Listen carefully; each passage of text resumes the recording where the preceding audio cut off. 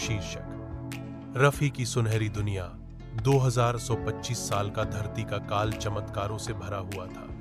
आधुनिक तकनीक की आकर्षण, फैंटास्टिक दृश्य और शानदार आविष्कारों ने लोगों की जिंदगी को रंगीन बना दिया था।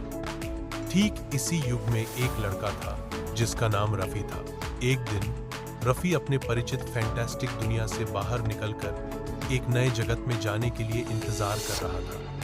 वह सोच रहा था, अगर मैं इस नए जगत में जा सकूं तो वहां क्या क्या रोमांच होंगे।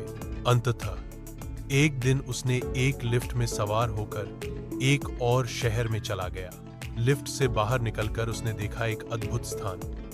यह तो जैसे एक सुनहरी देश था। चारों ओर सब कुछ सुनहरे चमक से भरा हुआ था। सूरज की रोशनी में सब कुछ चमक रहा था। लेकिन रफी का मन उदास हो गया। उसने देखा वहां लोगों के बीच बहुत झगड़े, विवाद हो रहे हैं। इन सबको देखकर उसने सोचा, इतनी सुंदर जगह पर इतनी लड़ाई क्यों? सुनहरे दुनिया में मंत्रमुग्ध होकर रफी ने अपने पैरों की जूती लिफ्ट के पास रख दी और आनंद के क्षणों का आनंद लेने लगा। लेकिन लिफ्ट से उतरने के बाद उसने एक अजीब दृश्य देखा। उसकी जूती कहीं खो गई थी और वह सुनहरी दुनिया में चली गई। निराशा में वह कई मिनट तक देखता रहा।